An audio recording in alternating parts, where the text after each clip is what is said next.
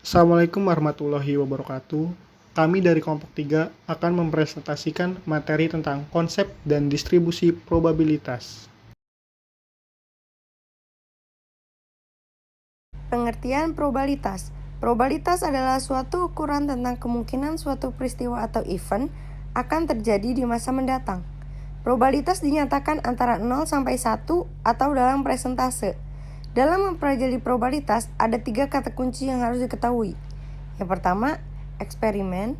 Yang kedua, hasil atau outcome. Yang ketiga, kejadian atau peristiwa. Probabilitas suatu kejadian adalah angka yang menunjukkan kemungkinan terjadi suatu kejadian. Nilainya di antara 0 dan 1. Kejadian yang mempunyai nilai probabilitas 1 adalah kejadian yang pasti terjadi atau sesuatu yang telah terjadi. Misalnya, matahari yang masih terbit di timur sampai sekarang.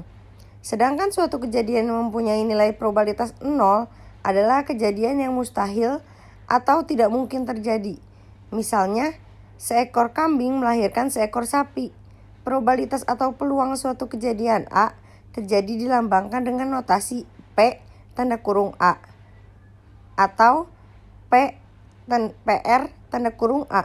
Sebaliknya, probabilitas bukan A atau komplement A atau probabilitas suatu kejadian A tidak akan terjadi adalah 1 minus P dalam kurung A. Yang selanjutnya, fungsi dan manfaat probabilitas.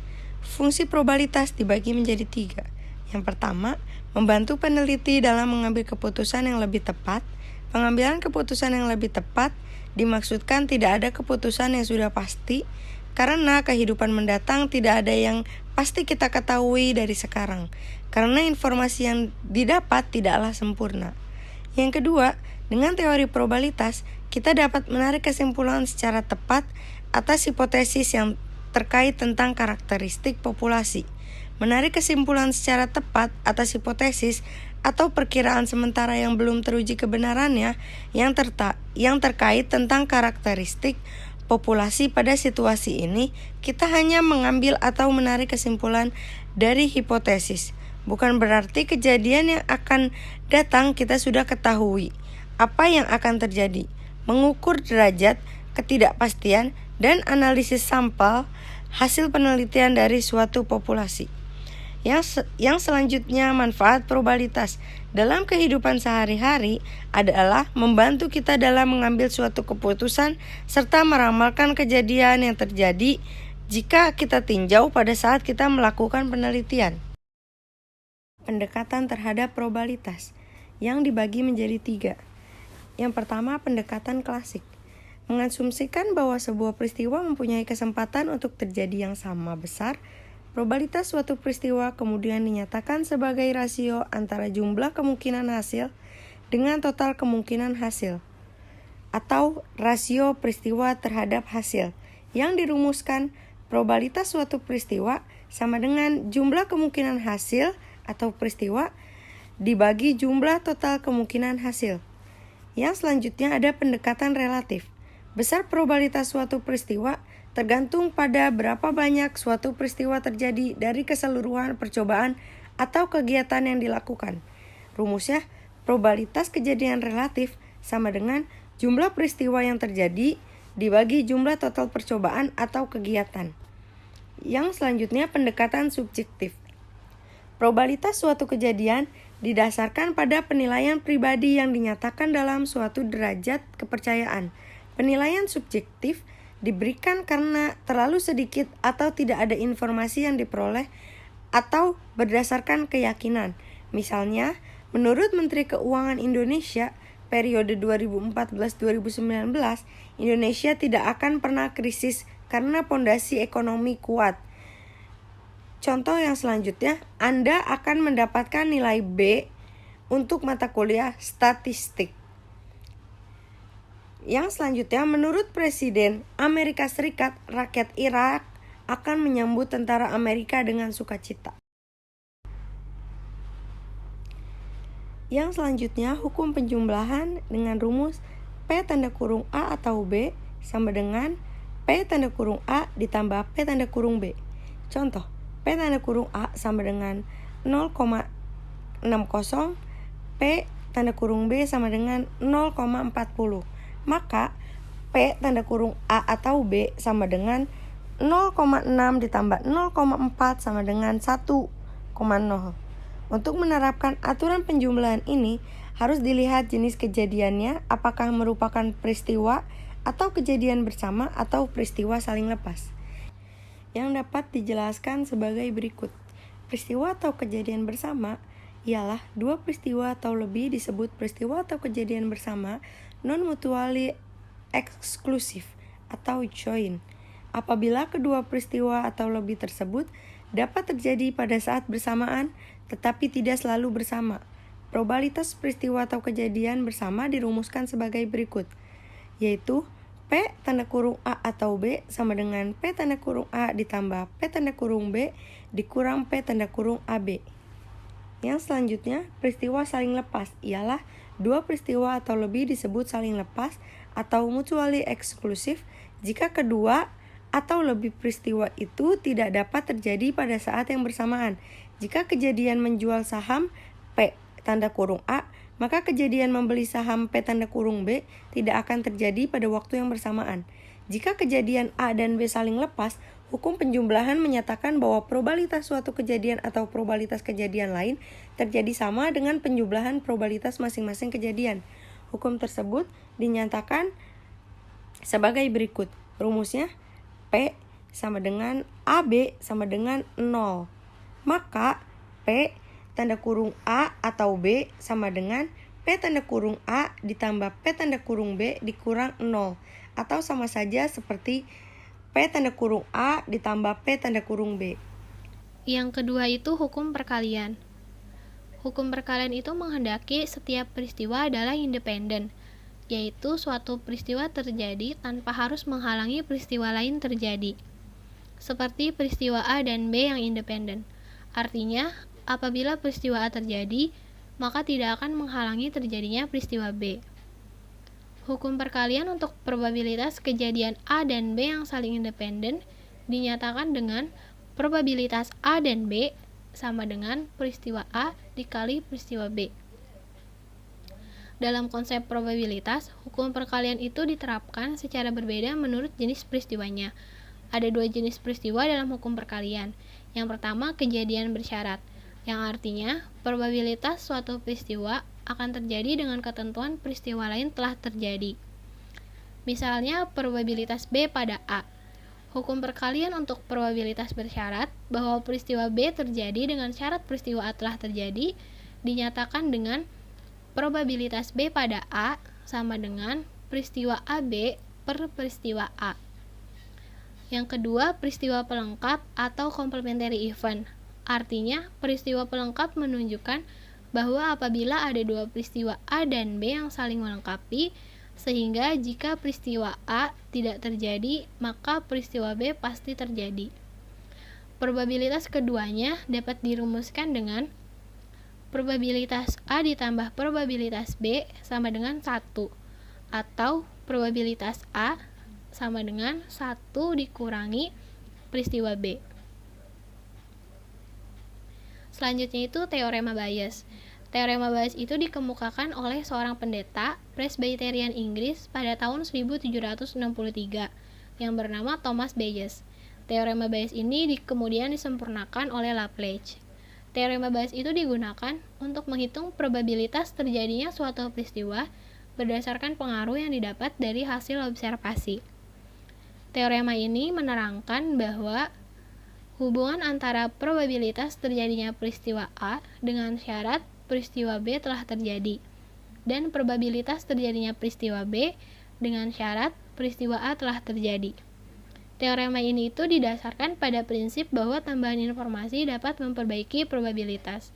Teorema Bayes itu dapat dirumuskan dengan peluang kejadian A1 apabila B terjadi sama dengan peluang kejadian A1 dikali peluang kejadian B apabila A1 terjadi per peluang kejadian A1 dikali peluang kejadian B apabila A1 terjadi ditambah peluang kejadian A2 dikali peluang kejadian B apabila A2 terjadi ditambah peluang kejadian A1 dikali peluang kejadian B apabila A1 terjadi. Selanjutnya ada prinsip menghitung probabilitas. Yang pertama, faktorial.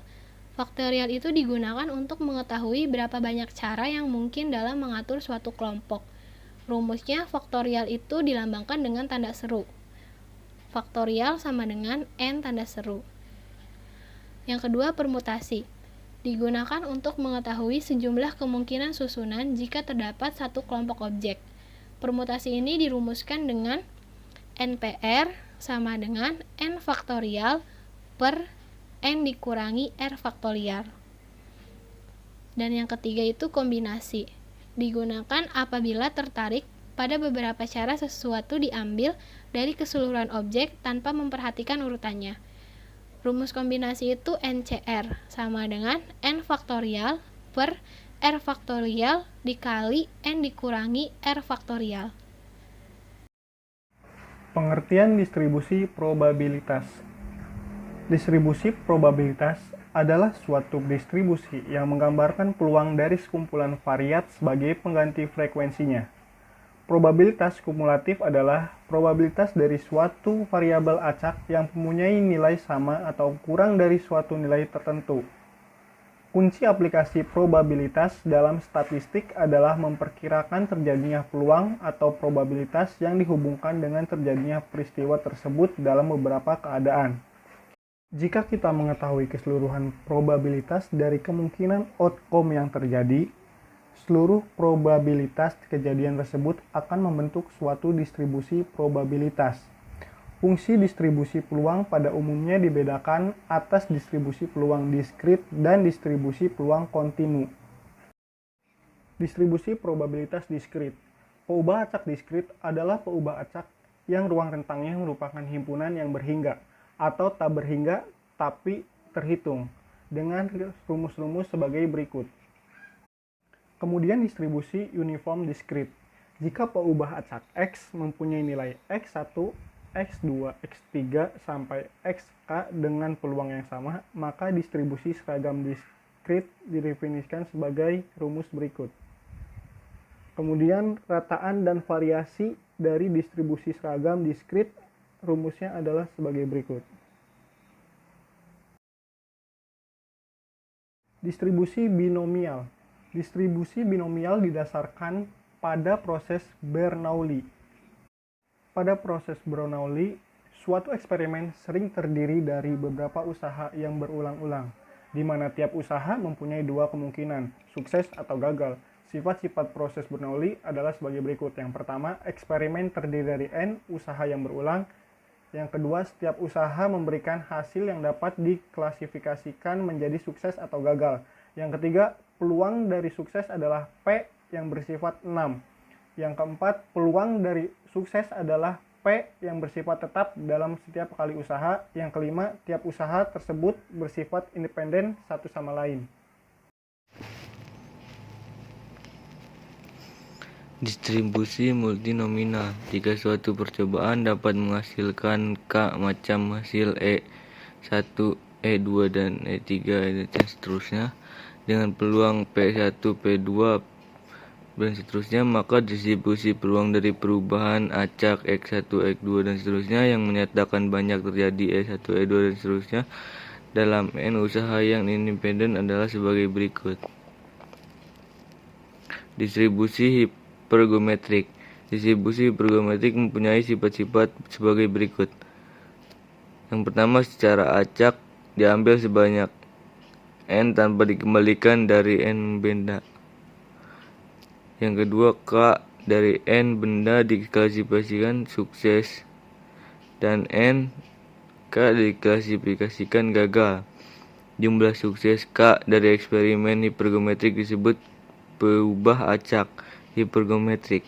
Distribusi peluang dari peubah acak hipergeometrik disebut dengan distribusi hipergeometrik dan nilainya dinotasikan dengan sebagai berikut.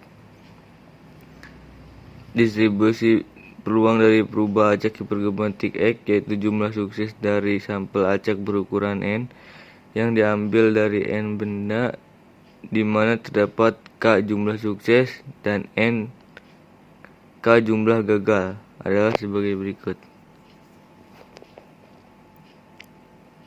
Distribusi Poisson. Eksperimen Poisson adalah eksperimen yang menghasilkan nilai numerik dari berubah acak X pada selang waktu yang tertentu di atau daerah tertentu. Contoh: 1. Jumlah panggilan telepon dalam waktu 1 jam diterima oleh responsionis. 2. Banyaknya pertandingan tenis yang terpaksa diundurkan karena terjadinya hujan selama musim hujan.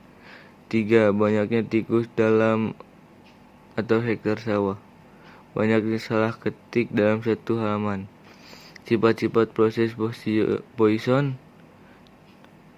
1. Jumlah hasil yang terjadi dalam satu selang waktu atau daerah tertentu adalah independen terhadap hasil yang terjadi pada selang atau daerah lain. Proses Poisson dikatakan tidak mempunyai ingatan. Yang kedua adalah peluang terjadinya suatu hasil tunggal dalam selang waktu yang sangat pendek atau daerah yang sangat pendek yang sangat kecil sebanding dengan panjang selang waktu atau besarnya daerah dan tidak bergantung pada banyaknya hasil yang terjadi di luar selang atau daerah tersebut. Yang ketiga, peluang terjadinya lebih dari suatu hasil yang terjadi dalam selang waktu yang pendek dapat diabaikan. Peluang distribusi berubah acak Poisson X yang menyatakan bahwa sukses yang terjadi dalam selang waktu atau daerah tertentu dinotasikan dengan T adalah di mana T adalah rata-rata banyaknya sukses terjadi persatuan waktu daerah, dan E sama dengan 27.1828. Rataan dan variasi dari distribusi Poisson adalah sama, yaitu sebagai berikut. Distribusi probabilitas kontinu. Distribusi peluang kontinu adalah perubah acak yang dapat memperoleh semua nilai pada skala kontinu. Ruang sampel kontinu adalah bila ruang sampel mengandung titik sampel yang terhingga banyaknya. Syarat dari distribusi kontinu adalah apabila fungsi X adalah fungsi padat peluang perubah acak kontinu X yang didefinisikan di atas himpunan semua bilangan real.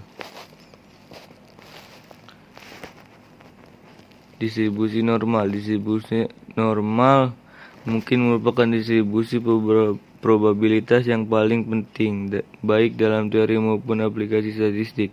Distribusi ini banyak digunakan sebagai model bagi data real di berbagai bidang yang meliputi antara lain karakteristik fisik manusia, makhluk hidup, berat, tinggi badan manusia, hewan, dan lain-lain.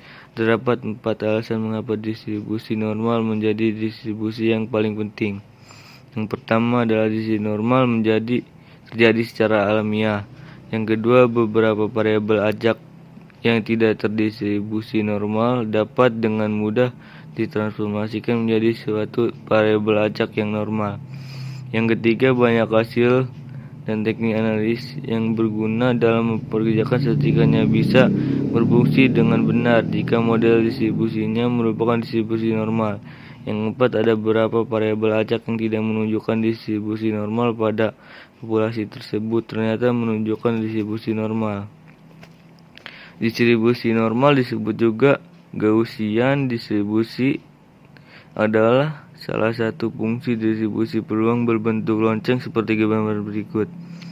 Berdasarkan gambar di samping, distribusi normal akan memiliki beberapa ciri, diantaranya yang pertama, kurva berbentuk garis lengkung yang halus dan berbentuk seperti genta. Yang kedua, simetris terhadap rataan. Yang ketiga, kedua ekor atau ujungnya semakin mendekat sumbu, habisnya tetap tidak pernah. Yang keempat, jarak titik belok kurva tersebut dengan sumbu simetris sama dengan luas daerah di bawah lengkungan kurva tersebut kurang sama dengan atau 1 atau 100%. Distribusi normal standar. Sembarang distribusi probabilitas normal dapat diubah menjadi distribusi probabilitas normal standar. Distribusi normal standar disebut juga dengan distribusi Z karena hasil standarisasi dari distribusi probabilitas normal dengan distribusi probabilitas normal standar disebut dengan nilai Z, yaitu sebagai berikut. 1. Pendekatan normal terhadap binominal probability mass function. Dari distribusi normal ada rumusnya sebagai berikut. Distribusi probabilitas normal dapat digunakan sebagai pengganti distribusi binominal pada nilai n yang besar. Karena jika n bertambah, distribusi binominal menjadi semakin mendekat. Distribusi normal transformasi Z adalah sebagai berikut. Namun hal tersebut perlu diperhatikan bahwa terdapat perbedaan yang signifikan dari kedua distribusi tersebut. Distribusi probabilitas normal merupakan distribusi probabilitas kontinu, sementara distribusi probabilitas binominal merupakan distribusi probabilitas diskret. Oleh sebab itu, terdapat faktor koreksi kontinuitas. Faktor kontinuitas adalah nilai 0,5 yang dikurangkan atau dijumlahkan bergantung dengan pertanyaannya pada nilai yang terpilih ketika distribusi probabilitas diskret diperkirakan melalui distribusi probabilitas kontinu. Cukup sekian yang dapat kami sampaikan. Kurang lebihnya mohon maaf. Wabillahi taufiq wal hidayah. Wassalamualaikum warahmatullahi wabarakatuh.